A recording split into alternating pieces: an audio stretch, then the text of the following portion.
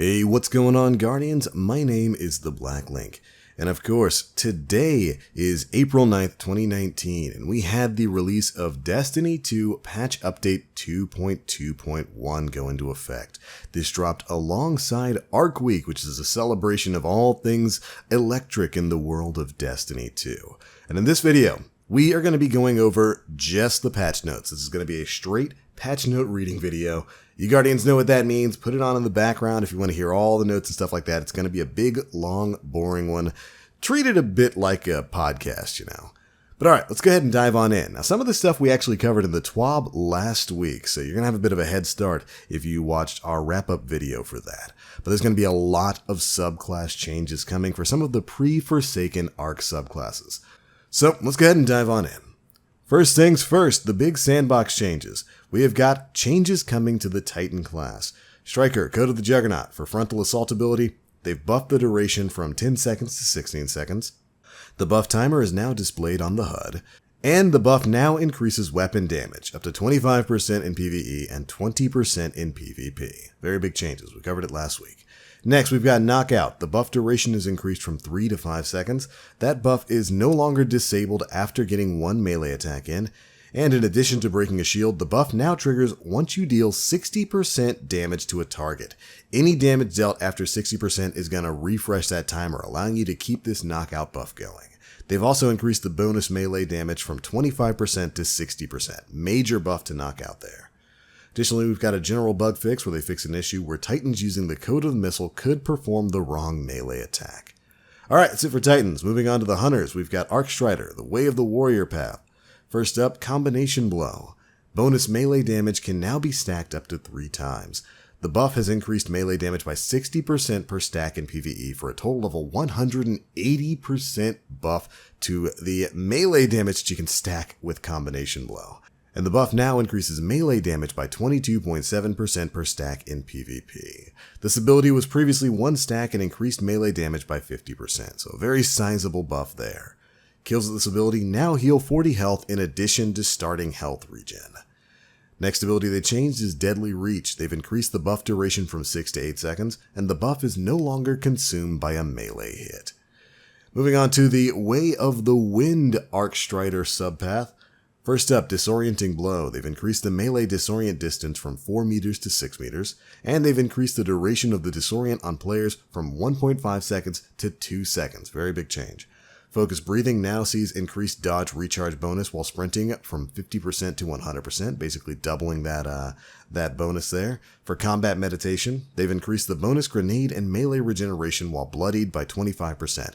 That means when your health gets into critical, your grenade and melee regeneration is going to be boosted by 25%. Not bad. For Lightning Reflexes, they've increased the damage resistance while dodging from 25% to 40% in PvP, and they've increased the damage resistance while dodging from 63% to 70% in PvE. Very big damage mitigation there for Lightning Reflexes. That's it for the changes for Hunters. Moving on to Warlocks now. We've got some general arc changes for the Stormcaller Super. The damage now scales up to 150% over 5 seconds of continuous use of the attack. They've also updated the special FX and audio to support this functionality. This basically means when you're using Storm Trance, you have to hold the attack button, and the longer you hold that attack button, the stronger it's going to get on enemies.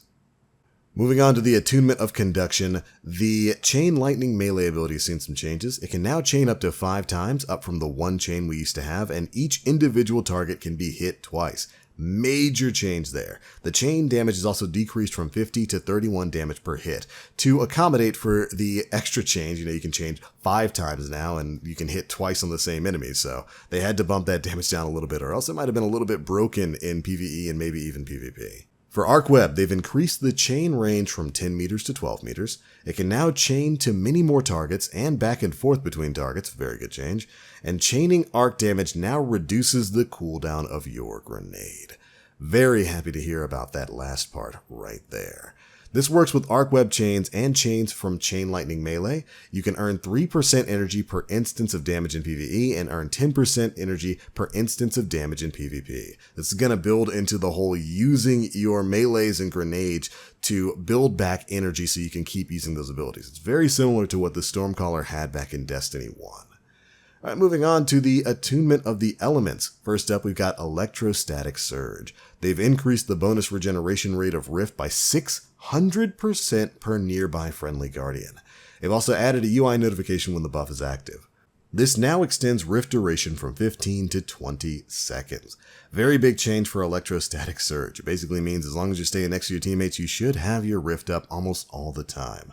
The Arc Soul has also had its duration extended from 8 seconds to 12 seconds.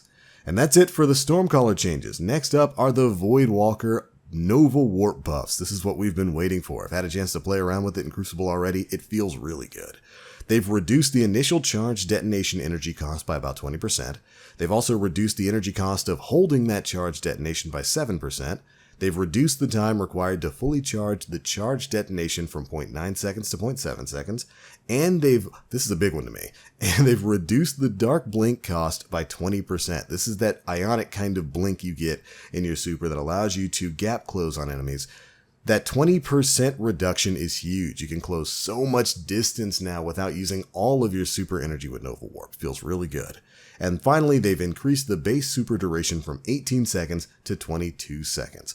Hopefully, Nova Warp feels a bit better and more consistent for you in PvP. I know I've had a lot of fun with it in Mayhem thus far. But after those buffs comes one rather big nerf to Dawnblade. They're nerfing the Everlasting Fire ability. They've tuned the amount of super gained from Everlasting Fire. Basically, the initial return has been increased from 10% to 13%, but the return then decays linearly over the course of 30 kills from 13% to 0.75% per kill. Basically, this is what they did for some of the other supers like for Striker.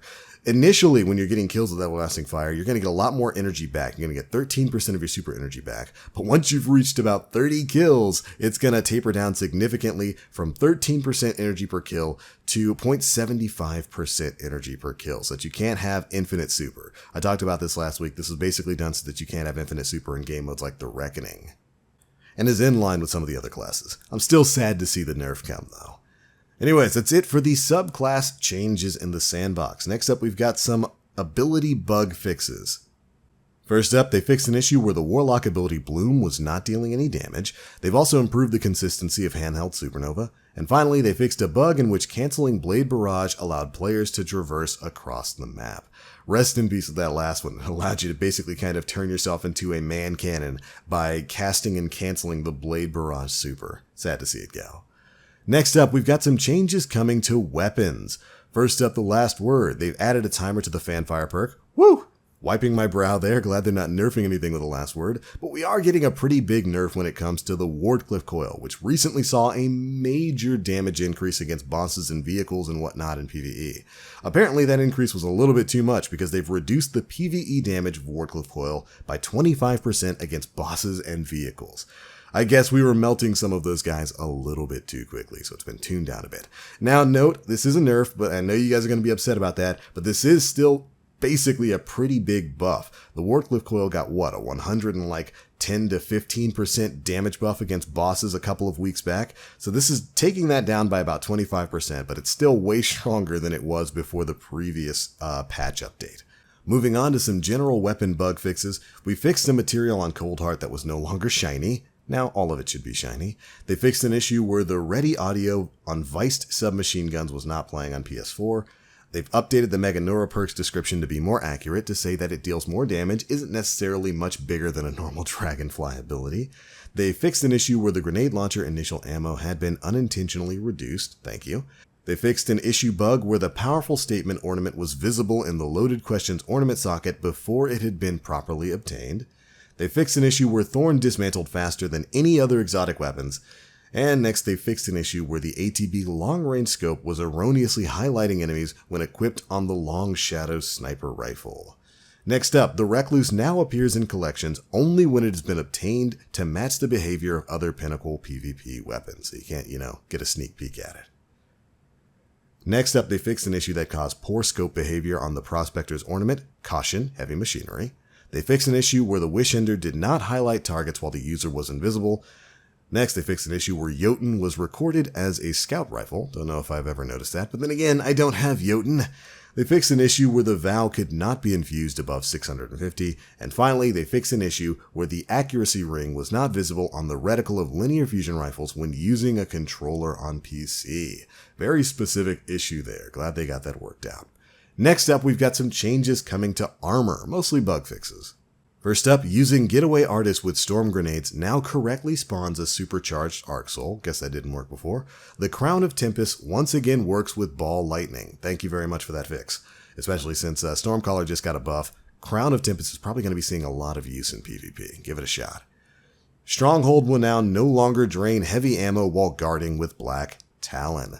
Thank you. Stronghold is, of course, the new Titan exotic that allows you to guard without consuming heavy ammo. Glad they fixed that. Next up, we've got some major changes coming to the way investment rewards work. Alright, let's check it out.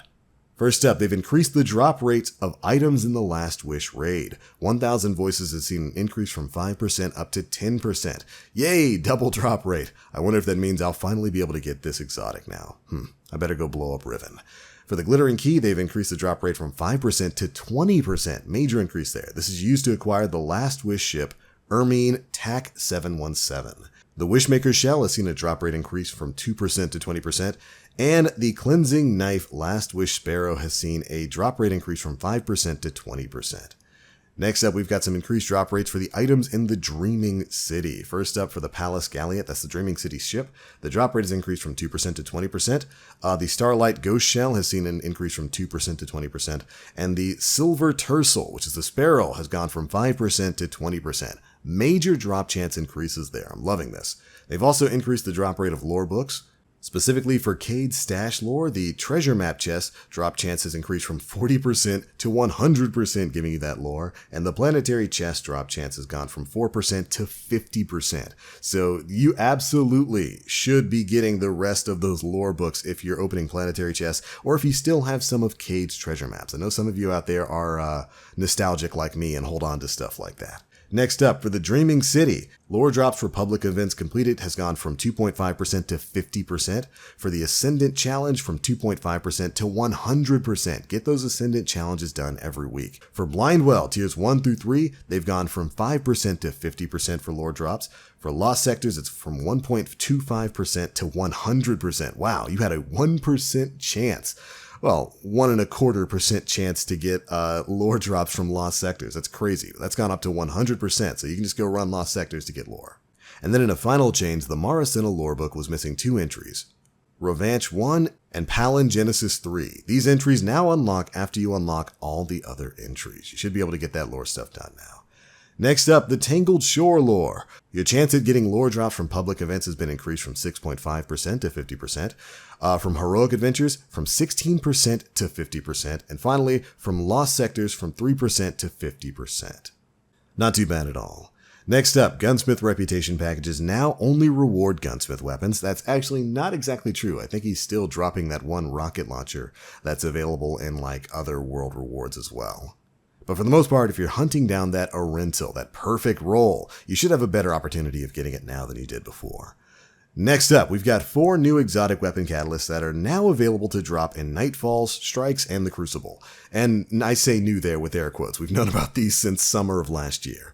The Prospector, the Rat King, the Hardlight, and the Suros Regime catalysts are now dropping in game.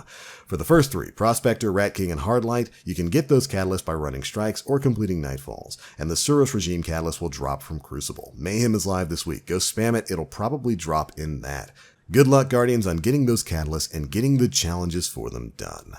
Moving on, Xur's inventory now offers random rolled perks for armor, and faded engrams from Xur now have the chance to reward Forsaken exotics. That was kind of an addendum. They updated this article to add that in there. But it's definitely true. Some people who stuck by Xur past reset and went to go buy some of their faded engrams actually wound up getting stuff like Wave Splitter from him now, which is of course the Void exotic trace rifle and is now seemingly available on both Xbox One and the PC platform. So if you're you Guardians out there who've been waiting for that one, I'm right there with you. I can't wait for Friday to roll around for me to pick that up. Hopefully my faded engram will give me that. But anyways, moving on here to the quests and bounties. Power Surge bounties that have expired or been deleted are now available on the Drifter, though each bounty can still be completed only once per character. Additionally, Power Surge bounties now specify requires annual pass and level 50 if either requirement is not met. Next up, Reaping in the Wild's Gambit Prime bounty now progresses from all high-value targets in free roam. Very interesting change there. Players who sided with the Vanguard on the Allegiance quest can now also bank motes in normal Gambit to progress on the Prime Research quest step, and quest progress for the Survival Guide or Hidden Message quest steps will now reinitialize properly. If you're stuck on these quest steps, you should abandon them and pick them up again from the Drifter to update the tapes discovered count. Next, the weekly lockout reset for Invitations of the Nine has been moved to Thursday reset, around 1700 UTC. Players will now have 2 extra days to complete them before being locked out of a new invitation the following Friday. So if you find yourself a week behind because maybe you waited a couple of days to complete your Invitation of the Nine, they're moving that completion date forward by 2 days to give you a little bit of extra time. Next up, Lost Sector Gambit Prime bounty now progresses from all Lost Sectors. All 4 weekly roll bounties for Gambit Prime now grant powerful head rewards, thank you Bungie, and the Yes Sir, I'm a Closer weekly Gambit Prime bounty now awards 4 points for a win and 2 points for a loss, with a completion value of 20 points. Alright, that is it for the quest bounties. Next up, we've got some changes coming to pursuits. First up, 801 will now offer all 7 weapon frames each and every week. Very good change. Players can still complete only 2 powerful frames each week, at which point remaining frames are removed until weekly reset. They've also fixed an issue where players could acquire pinnacle weapons once per character. Pinnacle weapons are meant to be acquired only once per account, so what you could do is you could go and pick up the pinnacle weapon quest on all 3 of your characters, complete it since it's tied to a triumph, and then just pick up powerful rewards on all 3 characters if you had those quests. Now it's going to complete once per account. Anyways, moving on, Drifter's weekly roll bounties will now properly count motes wagered in the Reckoning when the mote is a lower tier than the activity itself. Next up, Gambit Prime now counts to unlock the weekly Gambit Clan Engram. Thank you Bungie, needed that change. And when recycling cents at the Drifter, the error, Your Glimmer is Full, will now be properly displayed on all 4 cents. Next, they fixed an issue with the Sentry emblem where killing giant blockers wasn't incrementing the blockers killed stat. And finally, they fixed an issue where the Gambit Prime weekly challenge didn't display completion in the UI. There we go, that's all the changes that are there for pursuits. Next up, we've got the changes coming to triumphs. First, they fixed an issue where triumphs from previous seasons were counting glory win streaks in the current season. They fixed an issue where the triumph, the best offense, was not giving credit for all of the orbs generated. Happy to see that change. And the Hall triumphs, Greater Powers, and 9 can now be completed and will initialize for players who have already completed them as soon as they enter orbit. Moving on to some of the general changes, the Arsenic Bite now drops with random rolls. They've removed the Vestian Dynasty from the general loot pools, so you hopefully will see less of that sidearm. And they fixed an issue where the Braytech RWP Mark II could not be infused above 600. This is the scout rifle that you got before getting the Polaris Lance. They've also increased the drop rate of Polestar 2 Ghost Shell from 1% to 4%. And finally, they fixed an issue where the Obsidian Crystal would sometimes not drop from the Unidentified Frame quest step. Alright, next up we've got some changes coming to activities. Some of this we learned about in previous weeks and they're very good. First up for Reckoning. Reckoning Tier 2 and Tier 3 boss kills now always have a chance to award a Gambit Prime weapon. Thank you. And the chances for weapon rewards increase each time a boss is killed without a weapon drop. Kind of like Escalation Protocol, so if you're farming for that perfect roll of the shotgun, the next time the Knight Brothers are up, each time you complete Tier 2 or Tier 3 Reckoning, you're going to have a chance at that drop. And each time you don't get it, your chance is going to increase on your subsequent run. So basically, the more you run the activity, the better your chances of getting that loot are. Very good change. Players near the bank should also no longer be able to see waypoints until they jump through the portal. And when players jump through the portal, they should be placed in one of 3 active locations. Anytime before players begin capturing the bridge, it'll be over the Horde mode area. Anytime after players begin capturing the bridge, before they fully capture the bridge at the beginning of the bridge, and after players fully capture the bridge and begin the boss fight, it'll be at the end of the bridge, hopefully to cut down on some of the extra running you have to do. And finally, they fixed an issue where the Tier 1 Deceived Nokris was not summoning its taken war beasts, little shadow dogs. Alright, moving on to changes coming to Gambit Prime. Some Reckoning weapons now have a chance to drop as match completion rewards from Gambit Prime, and just like with Reckoning, the chances increase after each Gambit Prime match without a weapon drop. Very happy to hear about that. An invasion kill now heals 8% of a Primeval's health, down from 12%, and the invasion portal cooldown time during the Primeval phase has been increased to 40 seconds, up from 30 seconds. Very happy about that change right there. I am one of the people, I love Gambit Prime. I love it so much more than normal Gambit, but I definitely do agree that there were a few too many invasions during the Primeval Envoy phase when you're trying to build up damage against the boss. It just seemed a little bit too quick. And when you're running with blueberries who just, for whatever reason, know an invasion is coming and still kill that last Primeval Envoy either right as the invasion's happening or after they've already come in. I'm glad we're going to have an extra 10 seconds to, plan things a little bit better there. This cooldown triggers after a player has been killed or successfully returns from an invasion. Next, they fixed an issue where all Gambit medals that shipped in Forsaken were not displaying in the HUD when players earned them in Prime. After that, they fixed an issue where the Primeval Hobgoblin was not functioning properly in Gambit Prime, and they've reintroduced a specific boss into Gambit Prime. Next up, they fixed an issue where killing players in subsequent Wells of Light would unintentionally count towards earning the well medal. After that, they fixed an issue on Deep 6 and New Arcadia where the Ascendant Primeval Servitor wasn't summoning immunity blights. And finally, the Burrow front on Deep 6 had some minor adjustments to reduce combatant environment collisions. And yes, they did misspell it. It's not 6 deep, it's supposed to be Deep 6 there. Alright, after that, we've got some changes coming to the normal Gambit game mode. High-value targets now have a chance to spawn during the first round of a Gambit match. The chance for a high-value target to spawn in the second round has also been increased. For private matches, sudden death can now be enabled or disabled via the rounds to win option. They fixed an issue where the open 24/7 medal could be acquired during a sudden death round of Gambit, and they fixed an issue where the Rainmaker medal could be acquired during a sudden death round of Gambit as well. Additionally, in a big change, the Gambit intro cinematics now run at unlocked frame rates on PC. So if you're on PC, you get to see all the glory of the ding, ding, ding cutscene at whatever frame rate your PC can handle. They've also fixed an issue where Scorn Captain's immunity totems were not properly shielding combatants. I'm actually sad to see they fixed that. They fixed an issue where the Drifter was announcing portals up after the round had ended. And they've reduced the number of required blockers to send for the Taken Herder, Shepherd, and Whisperer triumphs. Next up, they've reduced the number of required motes to bank in order to achieve the Protect the Runner triumph. This was like where you had to bank, I think, 100 motes without dropping any in a single game. So it looks like they might have dropped the requirements of that, which will make getting Dredgen a little bit easier for people. After that, they fixed an issue where players who were being restricted from the Crucible and Gambit due to poor network quality were unable to launch Gambit private matches. Woo, we're almost done, I promise. Finally, they fixed an issue where Infamy ranks could be repeatedly reset without needing to progress through the ranks between each reset. That's all the changes that came to the normal Gambit game mode. Moving on, we have got some changes coming to strikes. They fixed an issue where the grav lift would sometimes be missing in the Warden of Nothing strike. And of course, for your Nightfall challenge card, Nightfall tickets now have a min-max and a plus or minus 25 for incrementing power reduction. This will allow players to get to the plus 100 power reduction easier to increase their score multiplier. Basically, you used to have to do it by 1 point, and now you can go by plus or minus 25. It's just going to make that process a little bit speedier.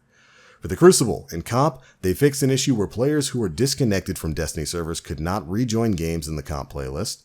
For Iron Banner, the curated role of the Wizened Rebuke fusion rifle that was awarded from completing the Atlas Unbound triumph will now appear in Lord Saladin's inventory so that players can inspect it prior to acquisition.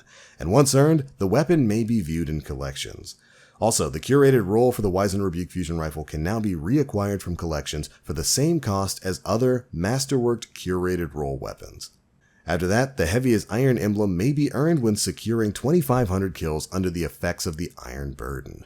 They've also removed the ship Volk CER from collections due to an issue impacting the ship, but you can expect it to return in a future season. Next up are changes to patrols. They fixed an issue where the Architects would sometimes kill Guardians for absolutely no reason in a very specific area of the Dreaming City. Oh, those gosh darn Architects. They have the highest KD in the history of the franchise. Alright, we're getting there. Next up, we've got some changes to Combatant Ai. For general changes, they fixed an issue where the Taken Hydra rotating shield would flicker when shielded by Taken Goblins, and they fixed an issue where the Ultra Taken Hobgoblin was using the swarm attack more frequently than intended. Thank you for that one, Bungie. I hate that swarm attack. Next up, we've got some UI changes. Players will now always see equipped titles when inspecting another player. The weapon ornament powerful statement is no longer visible in the socket preview for loaded question before being obtained. I think they mentioned that earlier in these patch notes. The Postmaster open bundle confirmation dialog now shows appropriate strings when it pops up. It would previously cause occasional crashes. And the material cost no longer appears red on vendor tooltips if the item is not purchasable, but you have enough material. Finally, they fixed the description on some bounties to correctly read ability kills instead of just kills. Hopefully a little bit less confusion there. Alright, and our last change, our final change, is one that doesn't really mean much to you console players out there, but to us PC players who have noticed really poor performance on D2 over the past couple of weeks. They fixed an issue where performance on PC would slowly degrade over time. Thank you, Bungie. Thank you, Bungie. Thank you, Bungie. I've definitely noticed a bit of a change in PC performance over the past couple of weeks, especially after long play sessions, so hopefully that's not going to be a thing anymore. But there we go, Guardians. That is it for the patch notes for update 2.2.1. If you made it this far, let us know in the comment section below by just giving us a big sheesh. Oh man, there was a lot to cover in this one. But this update has been a very good one. It dropped alongside Arc Week. There's a lot of cool stuff to do. Wave Splitter is in the game for everybody now, so I'm happy about that. The subclass changes have been fantastic. I hope you Guardians are getting some time to jump out there and test out some of the subclasses that maybe you haven't used for a while, and maybe you're noticing that they're working a little bit better. Either way, that is it for the patch notes. Those are some of my thoughts on it. Be sure to leave me yours down in the comment section below. If you enjoyed the video, feel free to drop a like, make sure you subscribe, and stay up to date with all the latest stuff we're putting out. But that is going to be it for this one, Guardians. Thank you all so much for tuning in to this extremely long podcast of a video. And as always, I am the Black Link. You Guardians, stay frosty.